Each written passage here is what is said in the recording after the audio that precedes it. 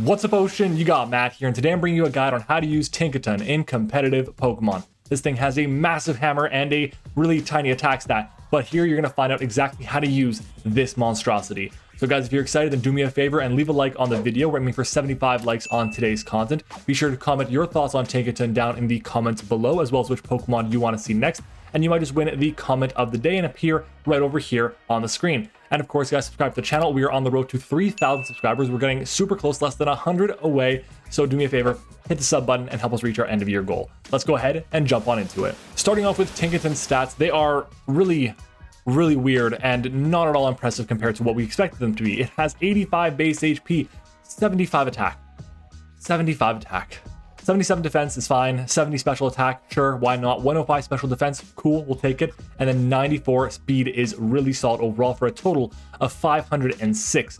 Really solid distribution in total, but the way the stats are actually set up in terms of 75 attack, you'd expect this thing to have a much higher attack stat. And we'll be honest, the reason why Tinkaton kind of struggles a little bit in the formats is because the attack stat is only base 75. But its typing, Steel and Fairy, is without a doubt the best typing in the game, and it's really not close. This type is absolutely phenomenal. The fact that you have the chance to be immune to, well, first off, 2 types in Dragon and Poison is insanely good. But you also have weaknesses to only 2 types, Fire and Ground, and you have resistances to Normal, Flying, Rock, Grass, Psychic, Ice, Dark, Fairy, and Bug 4 times. That's a lot of resistances. Way too many, to be honest. But the fact that, again, you have the immunities, you have the very few weaknesses, you got great typing overall, that's what makes this Pokemon so much better than its stats would suggest it is. It has 3 abilities, and they're all kind of fine, okay? Mold Breaker is cool and everything. It's better on a Pokemon like Excadrill because you have the ability to levitate Pokemon. What are you going to hit with Mold Breaker this time around? You're going to go through Multiscale? Sure, most people are running Inner Focus on their Dragonites anyways. At the end of the day, Mold Breaker, the fact that you can get past abilities is really nice in certain situations. It's good for Pokemon like Goldengo because normally its ability prevents it from being status, but now with Mold Breaker you can go for Thunder Wave on that thing. You also have access to Own Tempo, which actually has a lot more utility nowadays because it got buffed last generation. Now this Pokemon can't be confused, but it also, importantly, is immune to Intimidate. Really useful on a physical attack Pokemon like Tinkaton is. And then you have Pickpocket. This is the least useful ability out of all of them, I'll be honest. Basically, this Pokemon has no item and it's hit by a contact move, then it steals the opponent's item, which could be good or bad depending on the situation, but most of the time you're running Mold Breaker or Own Tempo. This thing should just get huge power as its final ability, as its hidden ability, but hey, it's a mistake. Either way, we move on. Some notable moves for this Pokemon. The best moves you're going to see on this, starting off with its signature move, Gigaton Hammer. This thing is a 160 base power steel move. Physical move, does a lot of damage, and it cannot be used twice in a row. Now here's the thing. We see moves like Giga Impact being used enough. We see things like Hyper Beam on Porygon Z being used often enough. And those moves have a downside where you can't attack the next turn. You can't do anything. At least with this move, you can go for a knockoff the next turn or a play rough or whatever the case might be. So it's not the end of the world, but you do have that pretty big downside. On the other hand, if you don't want to run Gigaton Hammer, you can run something like Heavy Slam. You're 112 kilograms, which is pretty heavy. Not the heaviest thing in the world, but it's heavy enough to the point where you can run a decently powerful move on the Heavy Slam. In terms of other attacks, you're going to see on the physical fairy side, you have Play Rough, a really good, best physical fairy type attack there is in the game right now.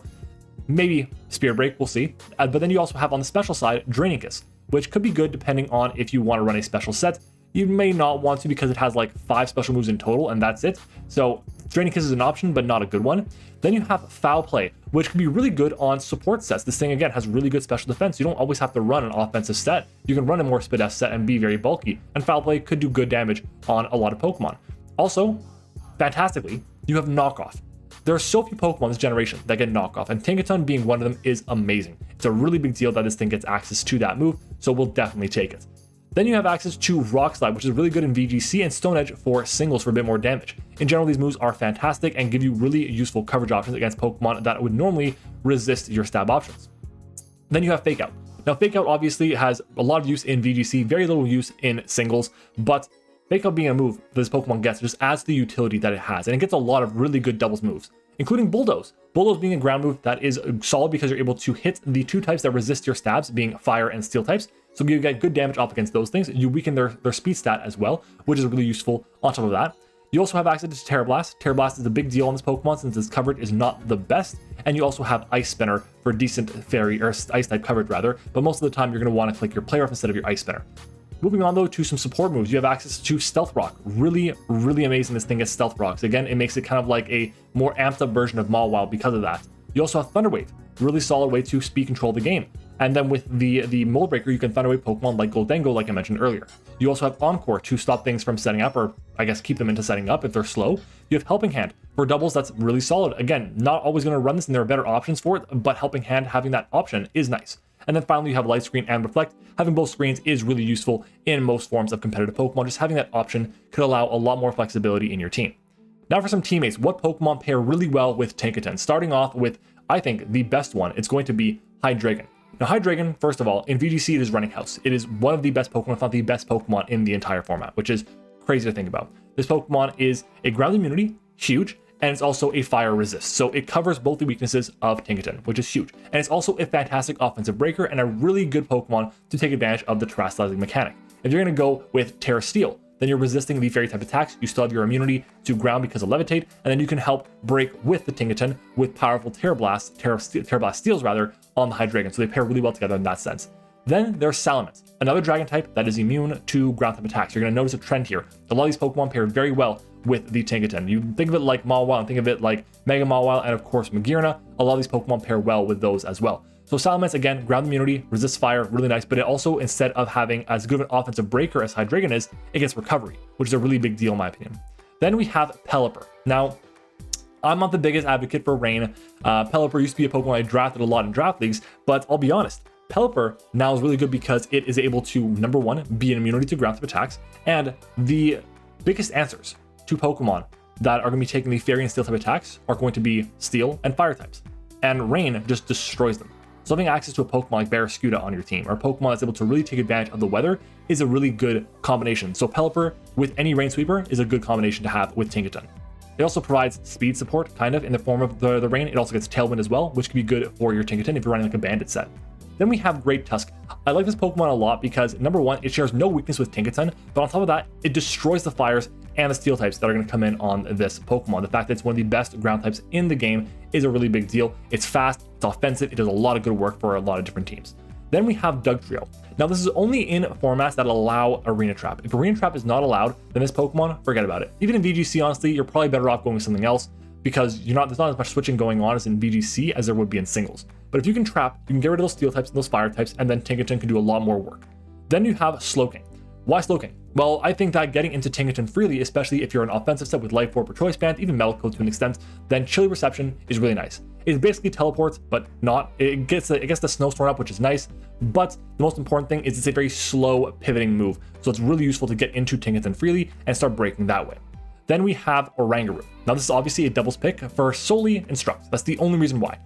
This Pokemon, it hits really hard, and we made sure I confirmed with Liv, who is my resident doubles expert. She confirmed that in doubles, if you were to go for a Gigaton Hammer and then go for Instruct on the Oranguru, then you would use Gigaton Hammer again. That's a really big deal. And then lastly, we have a Dragonite here. Dragonite, I think, is the same reason for the Salamence and Hydreigon, but it is one of the best offensive Pokemon in the format. It forces in Ghost types and it forces in Steel types, and I guess Rock types by extent, to be able to take the Terastalize normal, Banded, or Life Orb extreme speeds, which is really useful. It's a very strong combination that can break a lot of the format, so having access to the Dragonite to break initially, and then your Tinkaton to finish the job is really useful. Now for some of the best Terra types there are for this Pokemon, I actually have 4 of them today. I think the best one, or one of the best ones, is going to be Normal. The fact that you're able to help you be immune against Ghost types is really good, especially something like the Goldengo, which is one of the biggest threats in the format today.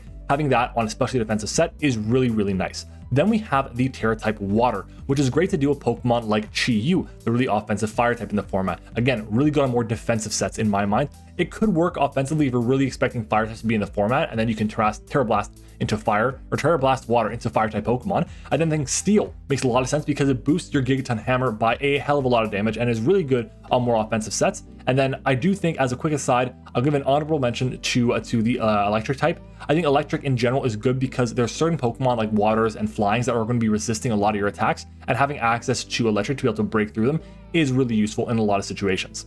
Moving on to some items, I think there are a lot of really good items for this Pokemon. Starting off with the Metal Coat. This is really solid as a way to boost your Gigaton Hammer without taking any chip from Life Orb or locking yourself in and basically making it so you're going for like Hyper Beam every single turn.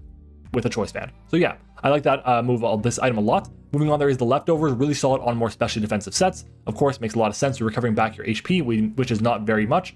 Then there's the Life Orb. Life Orb is big damage, as much as you can, switch up your moves, but take recoil. Depending on what the opposing Pokemon speed stat is, you could really take advantage of a Life Orb Tinkaton set. And then finally the Band set. This is just like, I'm going to murder everything in my path.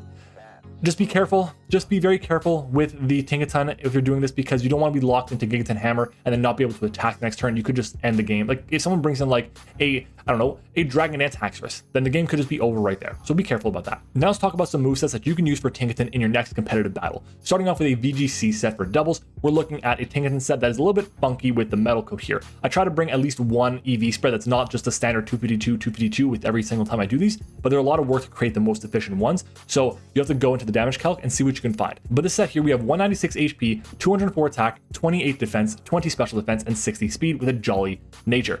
Essentially, the speed allows us to have speed for the Adamant Gyarados, which are going to be really good as an amazing Intimidate Pokemon in the format. We also always 2KO a max HP, max defense Murkrow with 2 Play Roughs, or Tinkaton Hammer in 2 Play Rough, which is really useful. Murkrow is one of the Pokemon that's running around the format right now. Obviously, Feather Dance is a move.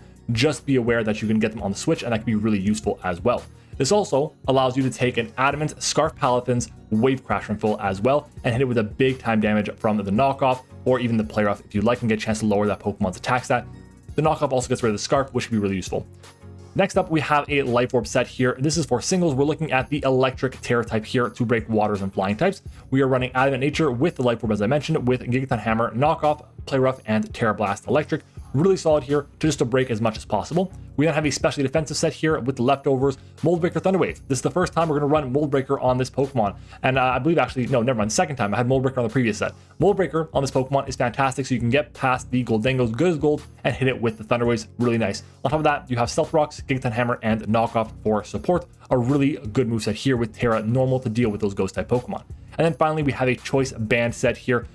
Again, you don't have to run Bandit. I think Bandit makes some sense, but I'd rather go with a lot of the other options. Like I'd rather go with the Life Orb set in my mind than the Bandit set. Same moves as the Life Orb set, Tinkaton Hammer, Knockoff, Play Rough, and Terra Blast. Finally, we talk about some predictions for this Pokemon. Where is the Pokemon going to end up when the dust all settles in each of the different competitive metagames, in VGC, in Smogon, and in Draft League? Now, personally, we're going to start off with the Smogon tiers. I believe this Pokemon will end up being in the UU tier. Why? Well, Tinkaton Hammer is a hell of a move, arguably one of the most offensive and powerful moves the game has ever seen. But because of that, it'll never end up in RU. RU is just not as defensive, it's not as bulky as UU would be historically. So having access to a move that's this powerful in RU, I think would be a mistake and would lead to it, at the very worst case, getting banned from RU, so going to RUBL. Overall, what it offers is a really, really solid Pokemon that has one of the best moves in the game, one of the best types in the game, the best type in the game in my opinion, and is able to just pressure a lot of different Pokemon when they come into the field. So because of that reason, I think that UU makes a lot of sense for it. For VGC, I think this Pokemon is good, especially early on, because right now the metagame is a lot of Murkrows and a lot of Hydreigons. So having a Pokemon that can really destroy those Pokemon is really, of course, advantageous. However, in the future, when the Ruined Pokemon come in, that's going to be a good sign for Tinkaton as well. The issue is the Paradox Pokemon are coming, and those Pokemon really put a lot of work in it against Tinkaton, so be careful about that when those Pokemon do become legal. I also think that it has a good niche that it can play, has a couple of roles that it can fill. My problem is, even right now, a lot of other Pokemon fill those roles better, and that's really the problem with it in doubles. Moving on to Draft League, this is my specialty. We're looking at on a scale of 17 to 18 points maximum being the most expensive. This Pokemon, I believe, will end up around 6 to 7 points. Now, obviously, that's a lot lower than it would be in something like the Smogon tiers. Why? Well, the reason being is you can prep around it. In Smogon, it's kind of hard to prep for absolutely everything. In Draft League, you have to prep for 9, 10, 11, maybe 12 Pokemon at the absolute most. And the fact that you can just play around Tinkaton Hammer a little bit is pretty useful, is pretty possible. So I think in a situation where you can expect Tinkaton Hammer to be a move to run into, then I would say that it's not as powerful. I do think it has a lot of really good types. It's a really good second steel type, or a really good first fairy type as well. It's a really good way to break through a lot of opposing dragon types and dark types.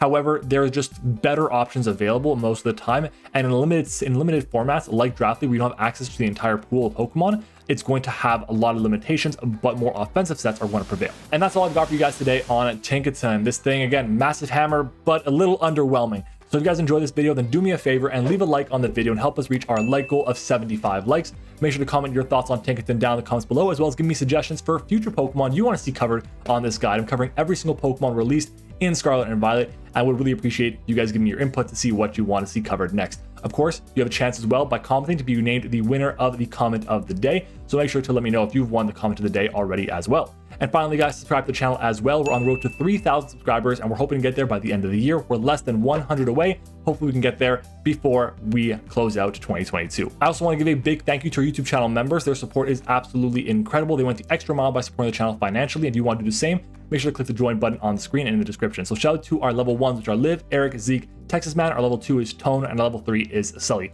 Thank you all for the support, and thank you all for watching as well. I hope you enjoyed the video, and I will see you all tomorrow.